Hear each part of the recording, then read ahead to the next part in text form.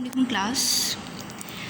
आज का हमारा लेक्चर है page number 11 unit number 1 human organ systems और टॉपिक है फंक्शन ऑफ किडनीज़ कि हमारी किडनीज़ फंक्शन कैसे परफॉर्म करती हैं, यूरिन फॉर्मेशन कैसे करेंगी। So blood carries nitrogenous waste materials from the body to the kidneys. अब ब्लड का क्या काम है, एक हमारी बॉडी में एक ऐसी चीज़ ब्लड ही है जो कि पूरी की पूरी बॉडी में सर्कुलेट करती है, हर हमारे बॉडी के पार्ट में जाता है, ठीक है, blood.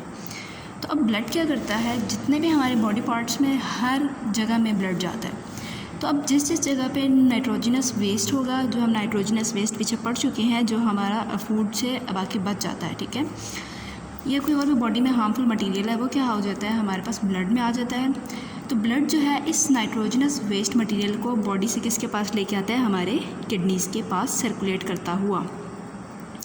Inside the kidneys blood containing nitrogenous waste reach the glomerulus. अब जब किडनीज़ के अंदर एंटर होता है हमारा ब्लड, तो ब्लड के अंदर हमारे पास जो नाइट्रोजनस वेस्ट है वो किसके पास चला जाता है, ग्लोमेरुलस के पास। हम लोगों ने जब नेफ्रॉन का स्ट्रक्चर पढ़ा था तो उसमें देखा था जो नेटवर्क ऑफ कैपिलरीज थी, हम उसको कह रहे थे ग्लोमेरुलस, और उसको जिस कप लाइक स्ट्रक्चर ने सराउंड किया हुआ था वो था हमारे पास बोमेंस कैप्सूल। तो अब जिसने हमारे पास इसको, अब क्या हुआ, ब्लड जो लेके आ रहा था हमारे पास नाइट्रोजनस वेस्ट को, वो किसके पास आ गया, ग्लोमेरुलस के पास। Here most of the water and waste materials are filtered from the blood into the Bowman's capsule। अब क्या होता है, हमारे पास ब्लड के अंदर जितना भी वेस्ट मटेरियल था और जो एक्स्ट्रा अमाउंट ऑफ वाटर है वो क्या होगा, फ़िल्टर होके इन कैपिलरीज से किस में आ जाएगा, वो वेस्ट मटेरियल इस बोमेंस कैप्सूल के अंदर आ जाएगा, और बाकी जो हमारा क्लीन ब्लड है वो इसके अंदर ही रहेगा, इन ग्लोमेरुलस की कैपिलरीज के अंदर, ठीक है। सिर्फ जो वेस्ट मटेरियल है वो यहाँ से फ़िल्टर आउट होके इस कप लाइक स्ट्रक्चर के अंदर, बोमेंस कैप्सूल के अंदर आ जाएगा। The blood after losing waste material is collected in arterioles which ultimately form renal artery। अब क्या होता है, हमारे पास इस ग्लोमेरुलस कैपिलरीज से ब्लड बाहर निकलेगा और इससे बाहर छोटी छोटी ब्रांचेज जो आर्टरीज ने बनाई हुई उन्हें हम कह रहे थे आर्टीरियोल्स, और जब उससे आगे फिर आगे जाके ऑर्गन्स में मूव करेगा तो फिर वो आर्टरी के अंदर शिफ्ट हो जाएगा, बड़ी आर्टरी के अंदर। रीनल कहते हैं, जो किडनी से एसोसिएटेड कोई भी चीज़ होती है उसको हम कह देते हैं रीनल। तो रीनल आर्टरी मतलब जो किडनी के अंदर आर्टरी इंटर हो रही थी, बड़ी वाली आर्टरी, उसके अंदर जाके ब्लड जो है उसके अंदर फिर चला जाएगा ग्लोमेरुलस से घूमकर। The clean blood is brought back to the main circulatory system. अब जो साफ़ हो गया हमारा ब्लड, यहाँ पे फिल्ट्रेशन के बाद वो क्या हो जाएगा, दोबारा से हमारे मेन सर्कुलेटरी सिस्टम, मतलब जो पूरी की पूरी बॉडी के अंदर सर्कुलेटरी सिस्टम है उसके अंदर चला जाएगा। This filtrate which moves into the renal tubule of the nephron also contains some useful substances।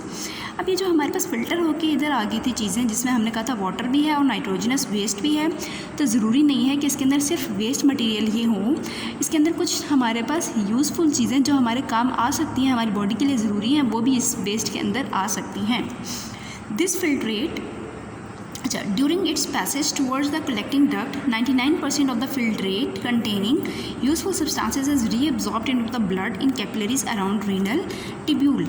अब क्या होता है हमारे पास, अगर हमारे पास लेट सपोज कोई ऐसी चीज़ आ भी जाती है जो बॉडी को ज़रूरी थी और ब्लड ने क्या किया, हमारे पास फ़िल्टर करके उसको बोमेंस कैप्सूल में भेज दिया, तो ऐसा नहीं होगा कि वो यूरिन में बाहर निकल जाए। हमने जो नेफ्रॉन का स्ट्रक्चर पढ़ा था उसके अंदर हमने पूरा टिब्यूलर स्ट्रक्चर पढ़ा था, ठीक है। तो अब इस टिब्यूलर स्ट्रक्चर के अंदर वो कह रहे हैं अगर वो यूज़फुल सब्सटेंस आ भी जाता है बोमेंस कैप्सूल के अंदर, तो वो क्या होगा, हमारे पास इन ये जो टिब्यूल्स हैं इसके अंदर से दोबारा से रीअब्जॉर्ब हो जाएगा और दोबारा से ब्लड के अंदर चला जाएगा वो यूज़फुल मटीरियल। ऐसा नहीं है कि वो यूरिन में चला जाएगा। During this reabsorption, more waste materials are absorbed from blood capillaries into the renal tubule filtrate। अब इस रीअब्जॉर्प्शन में हमारे पास क्या होगा कि वेस्ट मटेरियल जो है वो ज़्यादा से ज़्यादा एब्जॉर्ब करेगा ये ब्लड से, और क्या करेगा, into the renal tubule filtrate, और रीनल टिब्यूल का जो फिल्ट्रेट है उसके अंदर डाल देगा उस वेस्ट मटेरियल को। ब्लड के अंदर जितना भी वेस्ट मटेरियल है उसको वहाँ से एब्जॉर्ब करके जो कलेक्टिंग डक्ट्स है उसके अंदर ले आएगा, वो जो नेफ्रॉन का पूरा हमने स्ट्रक्चर पढ़ा था। Now the filtrate in renal tubule is called urine. अब सारे का सारा जब वेस्ट मटेरियल हमारे पास इकट्ठा हो जाएगा, ब्लड से इसने एब्जॉर्ब कर लिया, तो अब हम उसको कह देंगे कि जब हमारे पास सिर्फ वेस्ट मटेरियल रहेगा तो हम उसको कह देंगे अब हमारे पास ये यूरिन बन गया है, which moves into the collecting ducts. फिर वो मूव करेगा कलेक्टिंग डक्ट्स में and then into the renal pelvis. तो यहाँ पे अगर हम देखें तो यहाँ पे आके सारी की सारी ड्रेन होती हैं कलेक्टिंग डक्ट्स किडनीज़ में, ठीक है।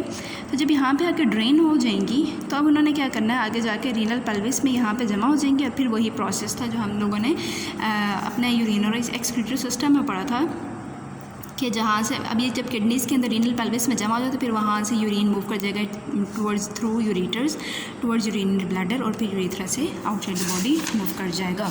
तो ये हमारे पास प्रोसेस होता है सारे का सारा कि किडनीज़ जो हैं वो कैसे फ़िल्ट्रेशन करती हैं पहले, और फिर फ़िल्ट्रेशन के बाद जो अगर यूज़फुल सब्सटेंस भी आ जाए फ़िल्ट्रेट के अंदर बोमेंस कैप्सूल में तो वो दोबारा से रीअब्जॉर्ब कर लेता है ब्लड अपने अंदर।